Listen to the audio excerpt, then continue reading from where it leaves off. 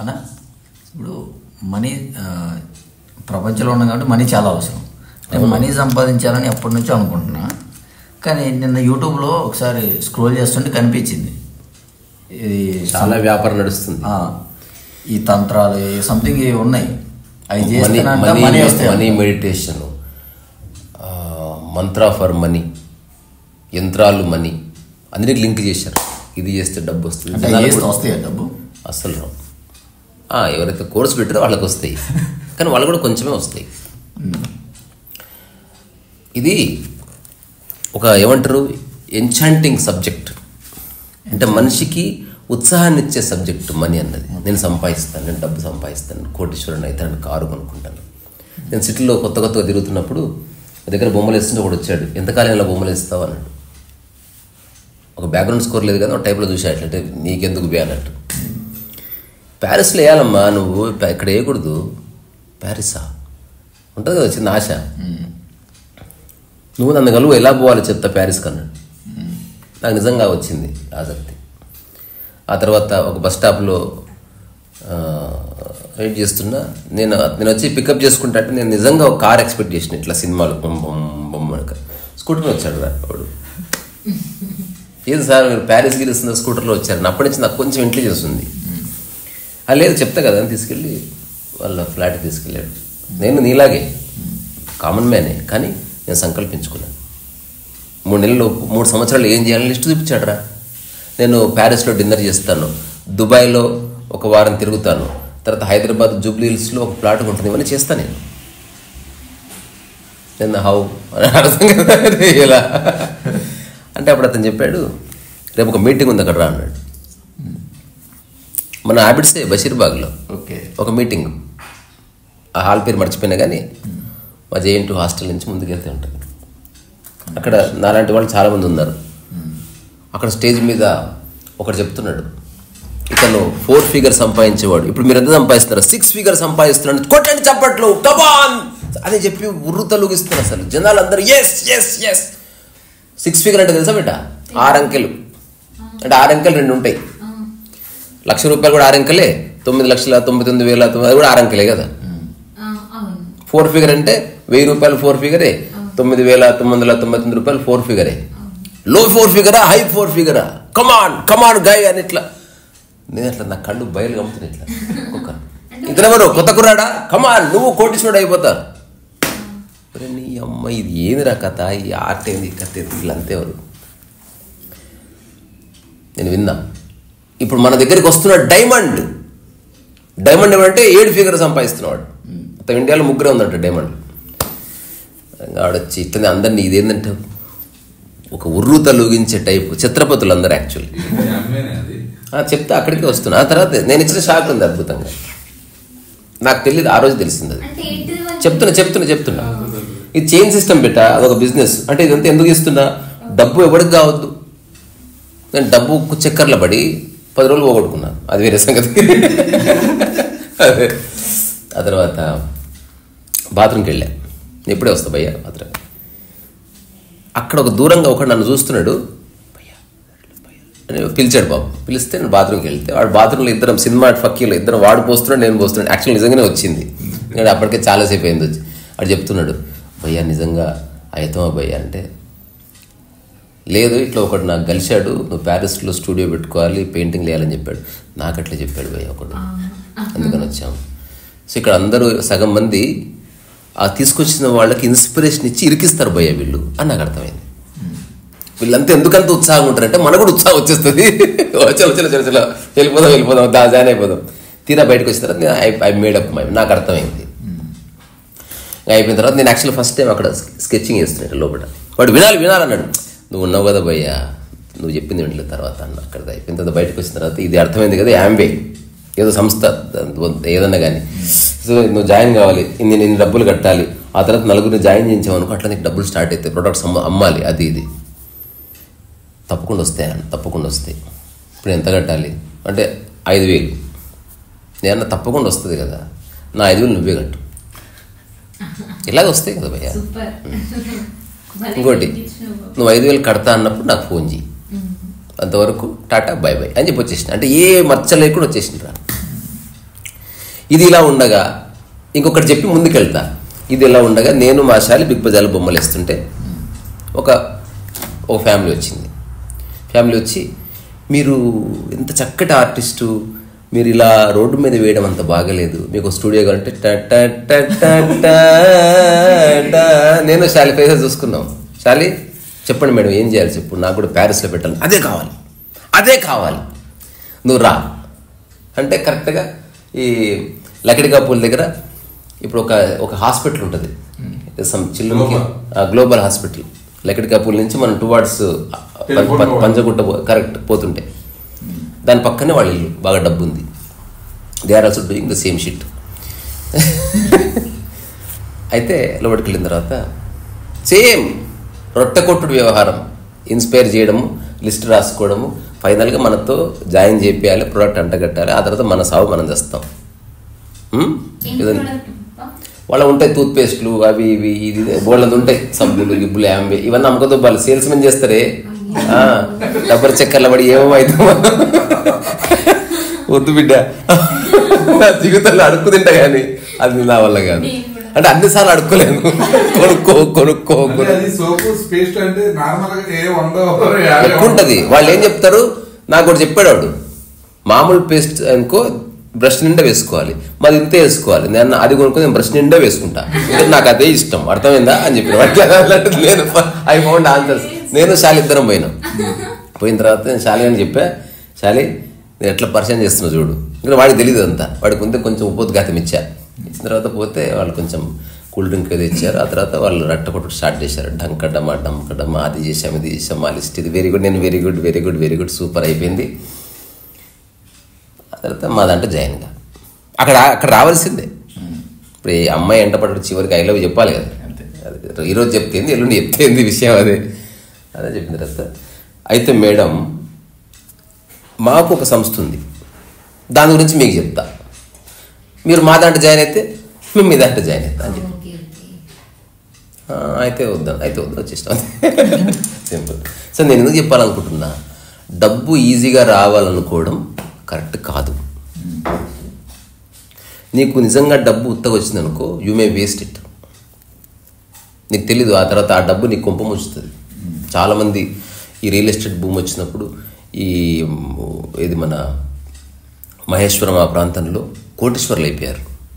నాకు తెలిసిన పూలమ్మెటోడు కోటీశ్వరుడు అయిపోయాడు, నా మంది కారు వేసుకుని తిరిగేటాడు, ఇట్లా గల్ల వేసుకుని తిరిగేటాడు. అదే వాళ్ళ పొలాలు సేల్ అయిపోయినాయి, మన ఎయిర్పోర్ట్కి ఇటు అటు ఉన్న ఊర్లన్నీ డబ్బులు ఇట్లా కుప్పలు ఇంట్లో నోటు తడిసిపోయినా కూడా చూసుకునే పరిస్థితి లేదు. అవి బ్యాంకులు వేద్దామంటేనేమో ఇన్కమ్ ట్యాక్స్ కట్టాలి, ఇప్పుడు ఉదాహరణకి ₹1,00,000 30 లక్షలు కట్టాలి. అవన్నీ మనకి ఎందుకు, 30 లక్షలు మనమే ఉంచుకుంటే రేపు నేను గొప్పలను తీసుకొచ్చి ఇట్లా చివరికి సినిమాలు తీసి కార్లు కొని విమానాల్లో తిరిగి తర్వాత అప్పులు ఇచ్చి లెక్కలు చూసుకోక చివరికి ఏ దానికి అయితే వాడికి డెవలప్మెంట్కి ఇచ్చాడో ఆ డెవలప్మెంట్నే వాచ్మెన్ చేస్తుండే ఇప్పుడు.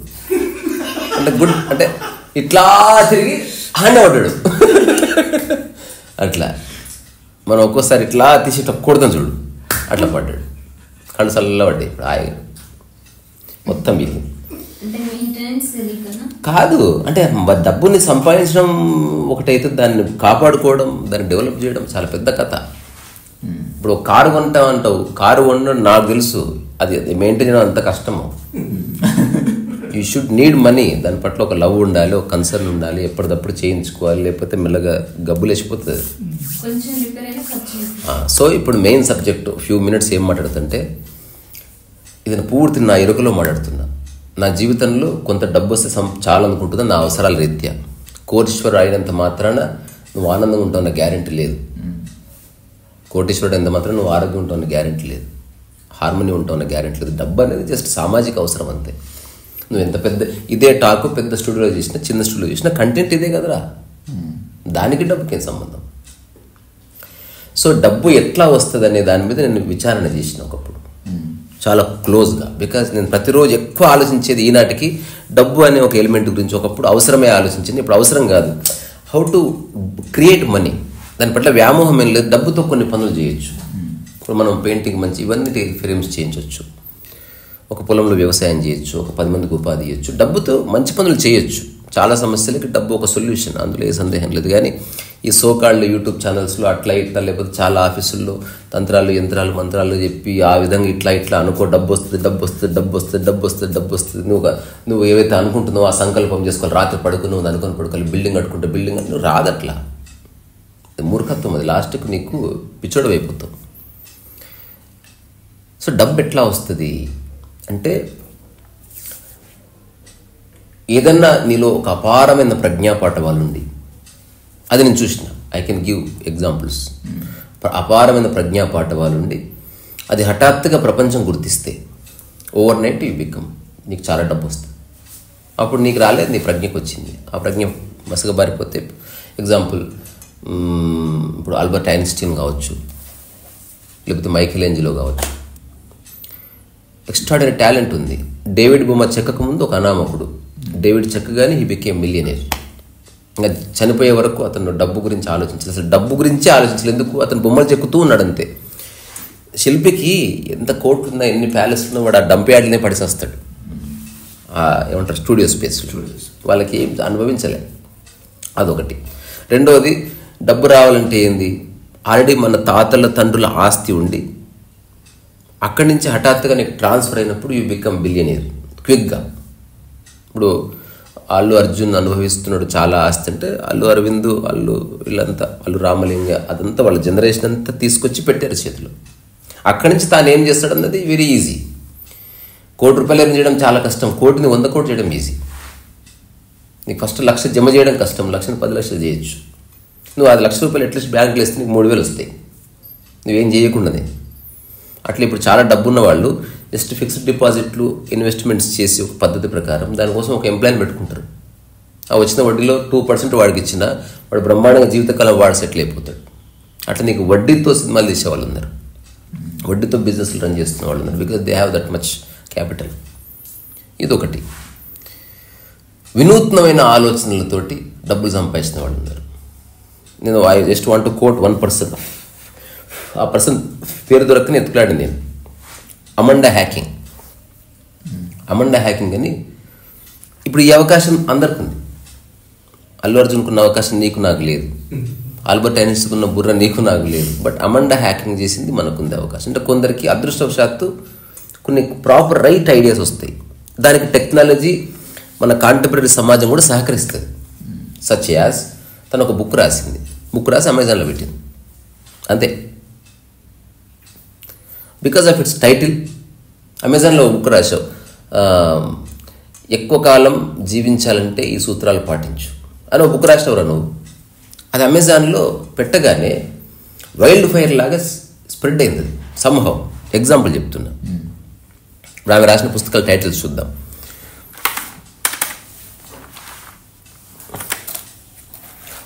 అమండా హ్యాకింగ్స్ అని, షీ ఈజ్ క్వైట్ ఫేమస్. చిన్న వయసురా.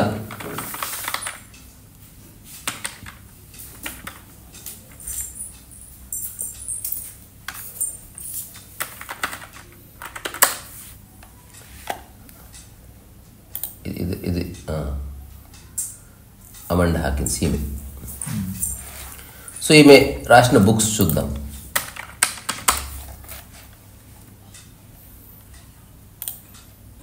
When I say bones I mean the bones, ఇట్లాంటివేవో రాసింది. అది వదిలిద్దాం. ఫ్లేమ్స్, ఇట్లాంటివేవో రాసింది. నాకు ఎప్పటి నుంచో ఉంది, కానీ నాకు అమెజాన్లో ఈ పబ్ ఫైల్ చేసి, ఎందుకంటే మనం ఒంటరి వాళ్ళు అంతా, నాకు ఒక ఆఫీస్ కానీ నాకు సహాయం చేసేవాడు కానీ లేరు.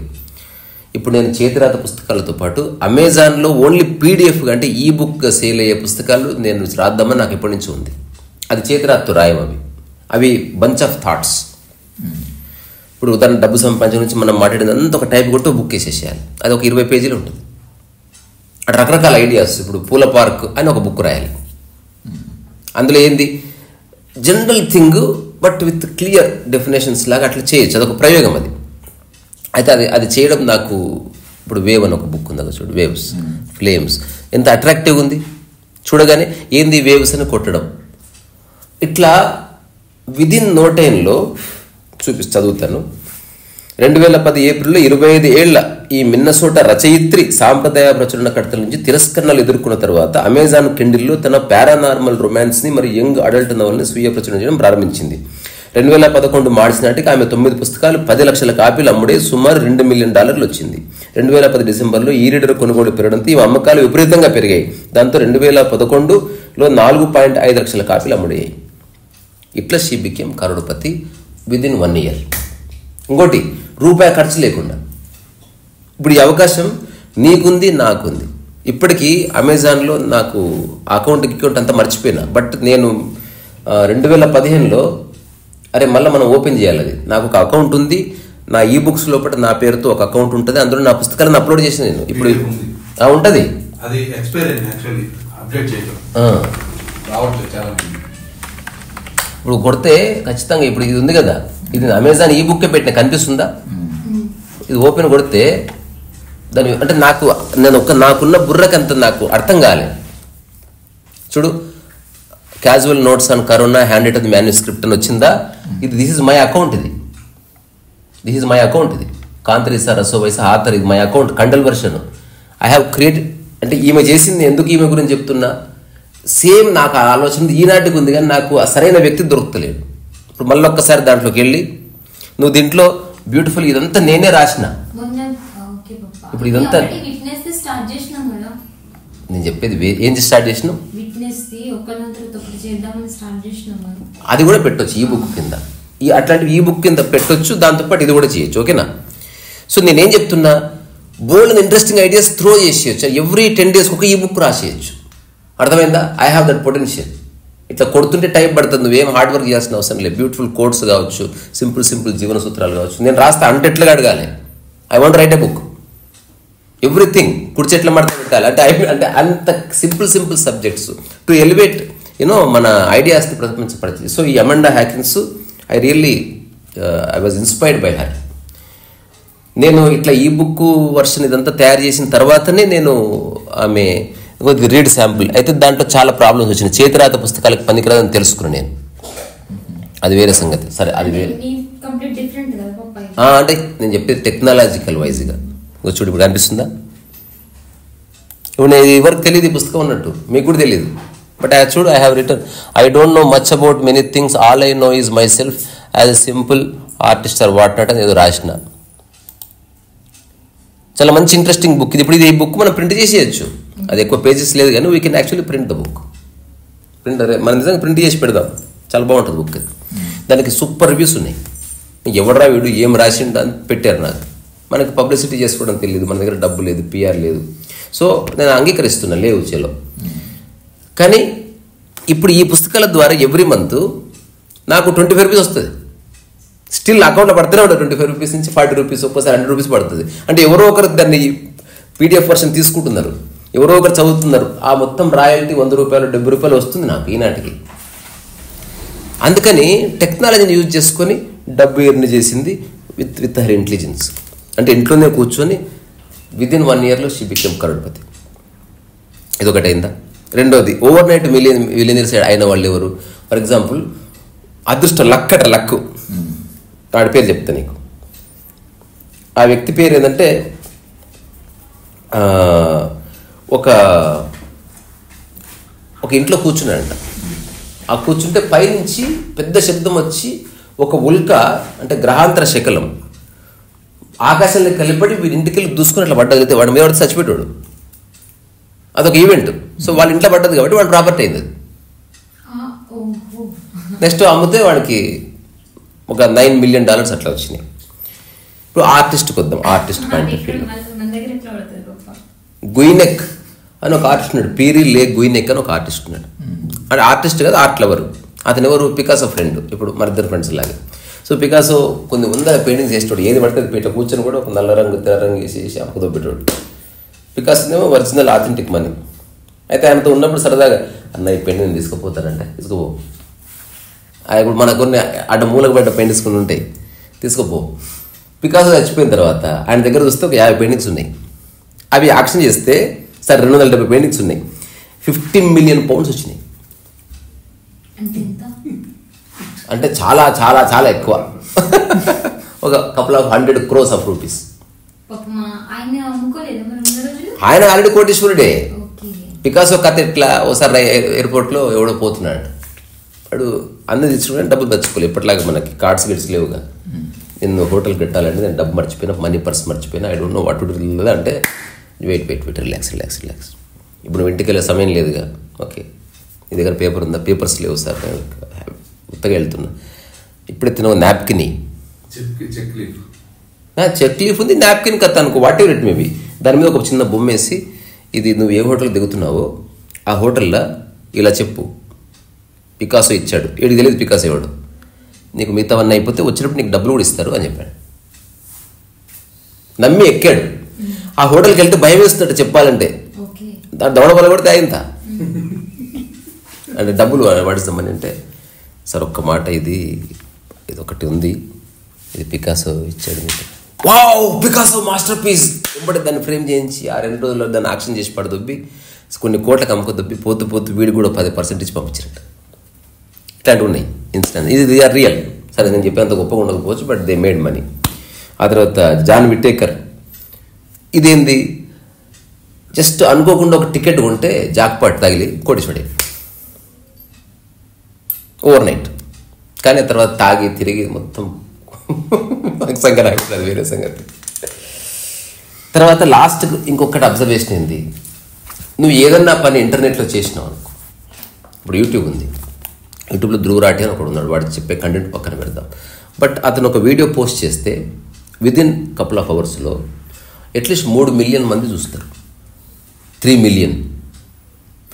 మిలియన్ పీపుల్ ఒక్కొక్కరు ₹1 ఇచ్చినా 3 మిలియన్ రూపీస్ వస్తాయి. అంటే అంత రావటం 30 లక్షలు వస్తాయి. దాని అర్థం పోనీ ఒక్కొక్కరు 50 పైసలు ఇచ్చినా 1.5 మిలియన్ వస్తాయి. ఒక్కొక్కరు 10 పైసలు ఇచ్చినా అట్లీస్ట్ లార్జ్ అమౌంట్ వస్తుంది. అట్లా సంవత్సరానికి అట్లీస్ట్ 70 నుంచి 100 కోట్లు ఎర్న్ చేస్తాడని చెప్తారు through YouTube. So he also became millionaire. So ఇప్పుడు నా మిత్రులారా, యూట్యూబ్ అనే ఒక ఆప్షన్ ఉంది. నేనంటే డమ్ పర్సన్ కాబట్టి నా లైఫ్ ఇట్లుంది. మీలో ఎంతెంత టాలెంట్ ఉన్న వాళ్ళు ఉన్నారో తెలియదు. ఏమో వంటలు చేసే వాళ్ళు ఉన్నారు, కుట్లు అల్లికలు ఉండొచ్చు, యాక్టివిస్టులు ఉండొచ్చు, రచయితలు ఉండొచ్చు. మీరే డబ్బు అనుకుంటే అంటే అది నా గురించి నా అబ్జర్వేషన్. అంటే నేను సరిగ్గా అర్థం చేసుకోలేదు యూట్యూబ్ని. ఇప్పుడు కొందరు 10 వీడియోలు పెడితే 1,00,000 మంది సబ్స్క్రైబర్స్ అవుతారు. నేను 1000 వీడియోలు పెట్టినా నాకు ఎవరు కాలేదు సబ్స్క్రైబర్స్. నేను నిష్కామ కర్మ, నాకు సక్సెస్ఫుల్ లేదు కాబట్టి నేను సఫర్ అవుతలేను. కానీ లేకపోతే నేను చేసే పనికి నేను ఎప్పుడో డిప్రెషన్లోకి ఎంటర్ అయ్యే అవకాశం పుష్కలంగా ఉంది. నేను చేసే పనికి ఎంత చేసినా అసలు ఎంతమంది చూశారు ఈ వీడియో, వచ్చి నీ అమ్మ పొద్దునంత అది వస్తుంది. నాకు అది లేదు, నా మైండ్ సంకనాగిపోయింది. కాబట్టి నేను లైఫ్లో అసలు ఏం సాధించేది లేదని తెలుసుకున్నా కనుక నేను ఇంత హుందాగా ఉన్నా. లేకపోతే ఇంతవరకు చేస్తే ఖచ్చితంగా బరువు అది. అట్లా నాది ప్యూర్ ప్రయోగం. So I really don't care about money. నాకు ఒక ఓల్డ్ మిత్రుడు చెప్పింది బాగుంది, నువ్వు ప్యాలెస్ కొనకరా, ప్యాలెస్ ఉన్న దోస్తుని తెలుసుకోవచ్చాలని చెప్పాడు. నేను ఆ ఫార్మేట్లు ఉన్నా. నేను ఆ పిచ్చి పనులు చేయను. నేను ఈ ప్రపంచంలో బెస్ట్ కార్స్ అన్నింటిలో తిరిగా. అటువంటి ఫ్రెండ్స్ ఉన్నారు నాకు. నడిపాను కూడా. నేను నడపంది లారీ ఒక్కటేరా, చార్టర్ ప్లేన్, లారీ తప్ప, ట్రైన్ తప్ప. I wrote every dam vehicle, range rover. నేను ఒకసారి ఎక్స్పో జరిగితే నాకేమనిపించాలి, మా ఫ్రెండ్ సిచ్యువేట్ అవన్నీ నడిపిస్తాను. నీ అమ్మ నీ దగ్గర బైక్ కూడా లేదు అవన్నీ నడిపాను. లేదురా, కానీ అవన్నీ నడిపాను. I have friends. అలాగే నాకేం వ్యామోహం లేదు కాబట్టి బాగున్నాను. నాకు ఆ జీవితంలో ఆ కారు ఎక్కకపోయినా నాకు కొన్ని రహస్యాలు తెలిసింది. ఆ కారులో చాలాసేపు పోతే అసలు ఆ కారులో పోయినట్టే లేదు. నాకు వద్దది. ఇట్లా ఊగాలి, ఆగాలి, మధ్యలో టక్ టక్ కొట్టుకోవాలి, ఇట్లా గడ్డి ఎక్కుతుంటే ఆగి పని ఉండాలి. మనం అదేం కారు, అది దిగి చూడాలి. అసలు మళ్ళీ ఒకసారి ఆపి పైకి వచ్చి మళ్ళీ పోతున్నా డౌట్ రావాలి, స్టార్ట్ అవుతుందా కాదా. అప్పుడు మనకి టైం పాస్ అవుతుంది. అంత ప్లెజెంట్ సౌండ్లెస్ కార్స్ మనకు అక్కర్లేదు. అందుకని నేను చెప్పాలనుకున్నది ఒకటే, ఈజీగా డబ్బు సంపాదించాలని ఆలోచిస్తే దానికి తగ్గ పాత్రత నీలో ఉండాలి. ఇప్పుడు కూడా అందరికీ అవకాశం ఉంది కరోడుపతి.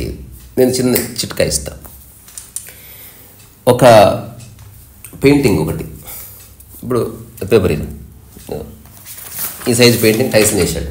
ఓకే, ఇదేంది, ఒక యూనిక్, ఒక డివైన్ ఎక్స్ప్రెషన్ ఏదో ఉంది. ఇప్పుడు ఇది ఒక వ్యక్తి కొనగానే అతనికి మంచి జరిగింది. అతను పెట్టుకొని రోజు చూస్తే టైసన్ చెప్పాడు, ఇలా రోజు చూడు నీకు మంచి జరుగుతుంది. సుడిబాబు జరిగింది.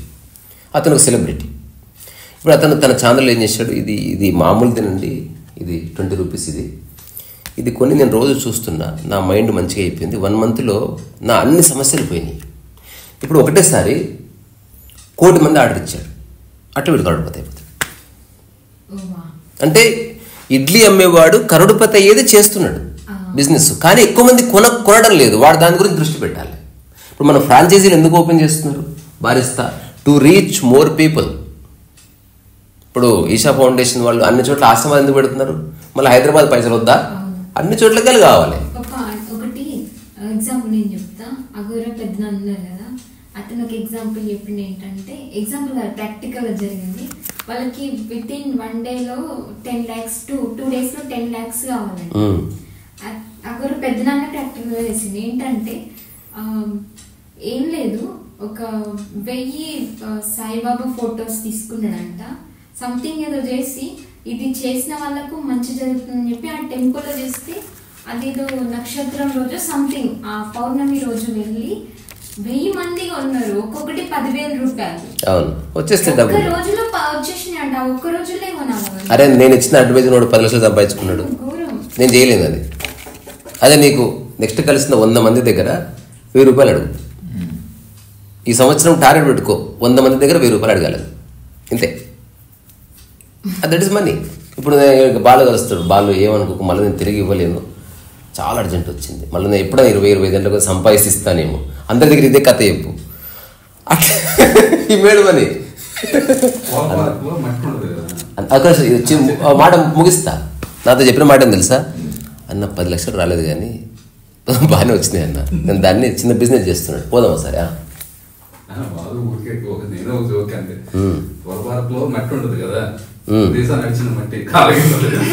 సరే అలా ఎప్పుడు చేయకూడదు, ఆ మట్లోనే పూర్తి చేస్తా నేను, మనకద్దు ఆ పాపపు సొమ్ముత. ఈ వైలెన్ ఉంది మాకు, అట్లా చేసుకుంటారా జనాలందరూ, డబ్బు పట్ల వ్యామోహం. ఇప్పుడు నాతో ఉండటం వల్ల అట్లీస్ట్ మీకు ఒక చిన్న క్లారిటీతో వస్తుంది, whether you have money are not, you have bliss, you have peaceful mind, you have creativity, అది ఇంపార్టెంట్. ఎవ్వడు మనీని అనుభవించడం గుర్తుపెట్టుకో. ఇప్పుడు నీ దగ్గర ఒక ప్యాలెస్ ఉంది, రోల్స్ రాయిస్ ఉంది, నిన్ను చూసేవాడు లేడనుకో, నీకు అసలు ఆసక్తి ఉండదు వాటి మీద. అదంతా చూసేవాడు ఉన్నప్పుడే రిలవెన్స్లో వస్తుంది, అదర్వైజ్ నీకు ఇంట్రెస్టే ఉండదు. రోల్స్ రాయిస్ ఉమ్మిస్తావు దాని మీద, నువ్వు తీసుకొని పోవు. ఎవడైతే చూసేవాడు బా రోల్స్ రాయిస్ అనగా నీకు ఉత్సాహం వచ్చి నడుపుతావు అంతే. ఎవ్వడికి నువ్వు వేరే వాళ్ళు పట్టించుకోలేదు అనుకో, నీ కేర్ కూడా చేయవు దాన్ని, అందుకని అవసరం లేదు జీవితానికి. సో డబ్బు అందరూ ఎర్న్ చేయాలి, ఐఎమ్ నాట్ అగేన్స్ట్ మనీ.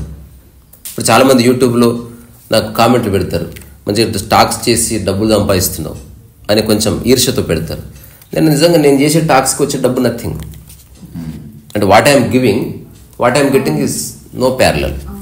నేను ఇచ్చే సలహా ఒక్కటే, నువ్వు చెయ్యి, నువ్వు చెయ్యి. నువ్వు ఎందుకు ఈర్ష్యపడుతున్నావు? ఇది ఎట్లుంది, అంబానీ బిజినెస్ చేసుకో సంపాదించుకో అన్నట్టు, కానీ నువ్వు చేయనా పోయి, ఎవరి టాలెంట్ వాడిది. నేనేమన్నా మీ ఇంటికి వచ్చి దోచుకుంటుందనా? నన్ను అనే రైట్ ఎవరికి లేదు. అంటే వాడి పాపను ఆడిపోతాడు, మనకు వచ్చేది లేదు పోయేది లేదు. సారాంశం ఏంది, ఫిజికల్గా వర్క్ చేస్తూ జీవితకాలం బతకాలన్నది ఒకటి. సుఖపడొద్దు, బాడీని సుఖపెట్టొద్దు, రోజు పని చేయించాలి. సాదాసీదా జీవితం పరమాద్భుతంగా ఉంది. నేను చాలాసార్లు స్టార్ హోటల్ తీసుకొని బికాస్ ఆఫ్ స్టాండర్డ్ నేను రోడ్డు పడుకునేవాడిని. అదేంది భయ్య అంటే, నాకు హోటల్ రూమ్ స్టార్ది ఉండాలి, కానీ ఎక్కడ పడుకోవాలి, అది నా ఫండ్. అది నెక్స్ట్ టైం నేను వచ్చినప్పుడు వీళ్ళు ఎలాగో బయటనే పడుకుంటాడు కదా అని వచ్చిన దుప్పటిచ్చి పడుకోపో అనొద్దు నువ్వు. అంటే అది నా పర్ఫార్మెన్స్ రేంజ్. ఆర్టిస్ట్కి you should offer all that, కానీ అందులో బందీ వేయలేదని తెలుసుకోవడానికి నేను ఏదో చేస్తున్నాను. ఇది అర్థమయ్యే విషయం కాదు మీకని చెప్తుంటే అట్లా. సో డబ్బు సంపాదిద్దాం, కానీ డబ్బులు ఇరుక్కోవద్దు. ఎవరెవరైతే డబ్బు గురించి నువ్వు ఇట్లా రాసుకో, అద్దం మీద రాసుకో, నువ్వు అనుకో, ఒక కోతి ఎంత అనుకున్నా ఏనుగు కాలేదు, అది అయ్యే పని కాదు, ఇంపాసిబుల్. ఒకవేళ డబ్బు రావాలంటే మనం చెప్పిన కొన్ని ఎగ్జాంపుల్స్ ఉన్నాయి, కొన్ని వినూత్నమైన డిస్రప్టివ్ ఐడియాస్ నువ్వు తీసుకుంటే వస్తాయి. నేను ఒక చిన్న 3-4 ఐడియాస్ చెప్తా, రాసుకోండి. ఇవందరూ తెలిసిన మేధావులందరూ చెప్తారు. డబ్బు రావాలంటే ఇప్పుడే పేపర్ మీద రాసుకొని వీటి మీద వర్క్ చేయండి. మెయిన్ లాటరీ గేమ్ షో అదృష్టాన్ని ఆధారం చేసుకుంటే డబ్బు వస్తుంది.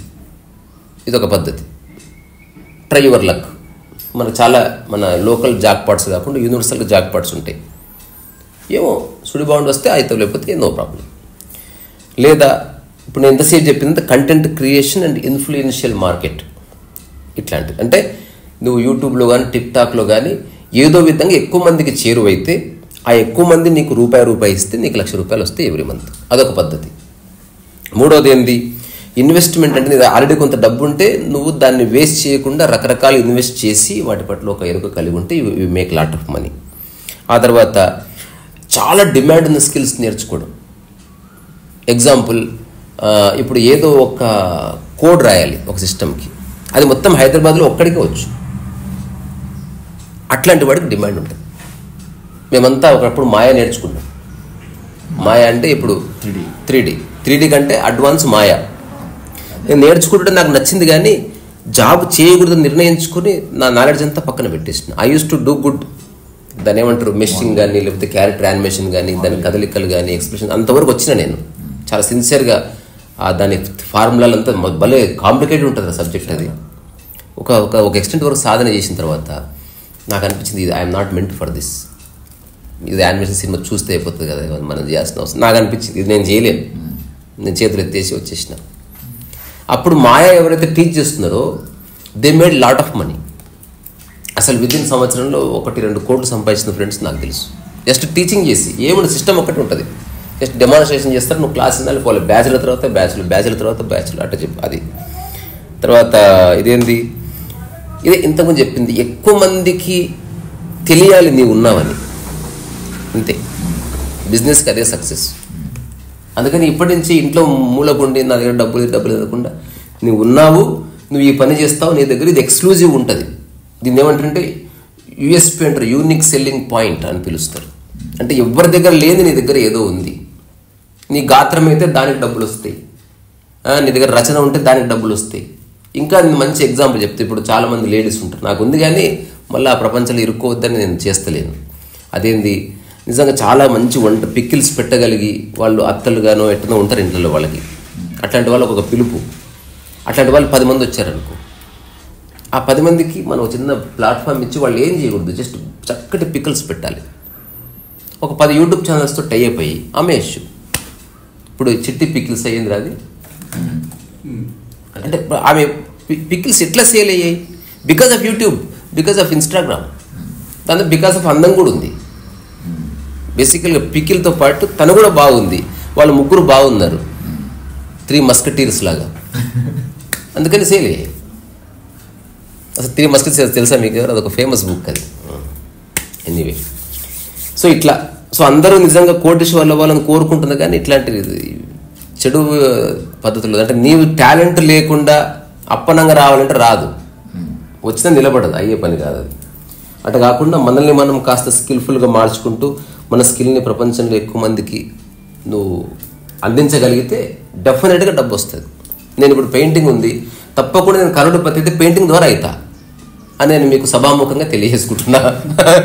నిజంగా పెయింటింగ్ ద్వారా మాత్రమే నాకు ఆప్షన్ ఉంది, ఇంకా వేరే ఏ ఆప్షన్ లేదు. నా దగ్గర పైసలు లేవు, నాకు టాలెంట్ లేదు, నేను సినిమా హీరోని కాదు. ఒక సినిమా రిలీజ్ అయితే సుడి బాగుంటే ఒకటిసారి కోట్ల మందికి పరిచయం అయితే సినిమా అనేది మంచి ఆపర్చునిటీ. డైరెక్ట్గా ఓవర్ నైట్ నువ్వు డబ్బులు వచ్చేస్తాయి. అంటే ఒక్క సినిమాలో మంచి పర్ఫామ్ చేస్తే నెక్స్ట్ ఇట్లా పడిపోతే వేషాలు, నువ్వు వద్దన్నా కూడా కార్లు బంగ్లాలు అన్ని చేసి తీసుకెళ్ళిపోతారు నేను. సరే, ఆ తర్వాత సినిమాలు సక్సెస్ అయితే ఆ రథయాత్ర కొనసాగుతుంది, లేకపోతే బట్ స్కోప్ ఉంది. నాకు ఉన్నది ఒకే ఒక్క స్కోప్, నీకైనా సరే పెయింటింగ్ ఒకటే. అందుకని ఇప్పుడు ఉదాహరణకి నేను ఒక పెయింటింగ్ 20,000 అనుకో. ఎప్పుడో ఒక ఫ్రెండ్కి చెప్పిన calculation, I can become billionaire అని ఇట్లా క్యాజువల్ ఇట్లా కూర్చొని చెప్పిన నా బెడ్రూమ్లో. ఇట్లా కాలు వేసుకొని ఎట్లయితే పోయి చిన్న పేపర్ మీద లెక్కేసి చూపిస్తాను, మీరు రాసుకోండి, ఐ విల్ బికమ్ బిలియనీర్. కానీ డొనేషన్లో దొబ్బి కాదు, పెయింటింగ్లు అమ్మి. అది ఎట్లా?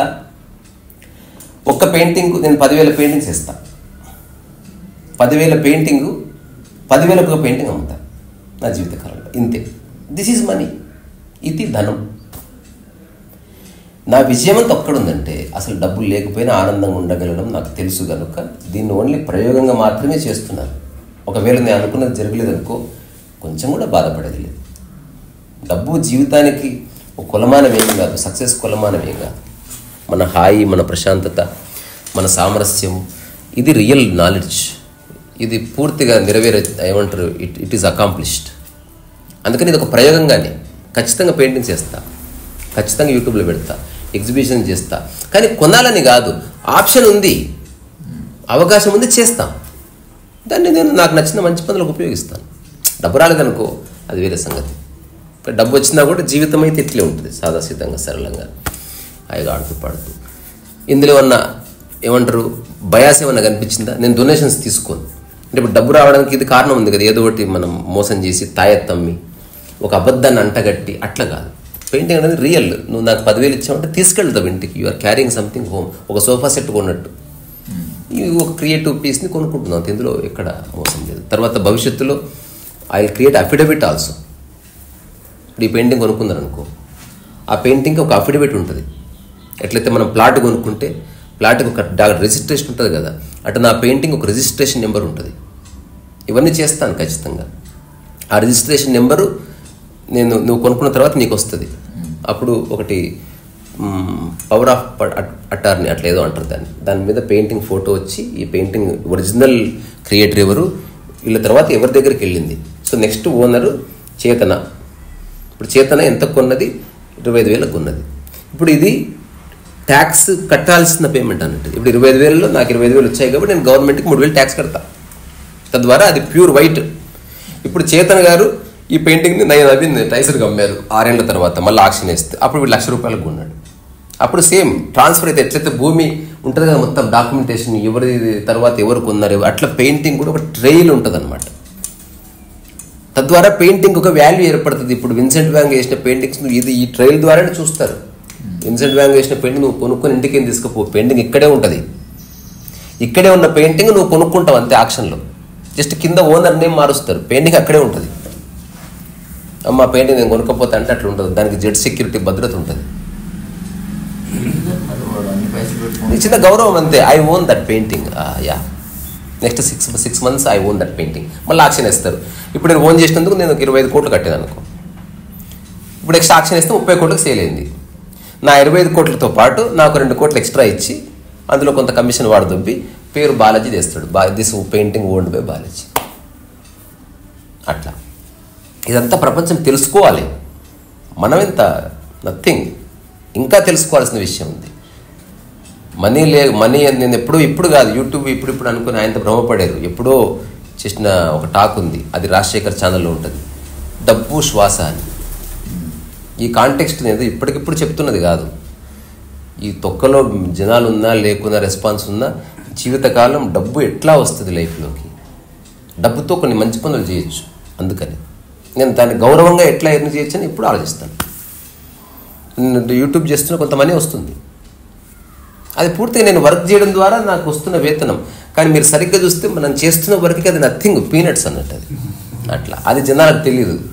గొర్రెలు కదా, ఏదో ఊరికి ఆవేశపడతారు అంతే.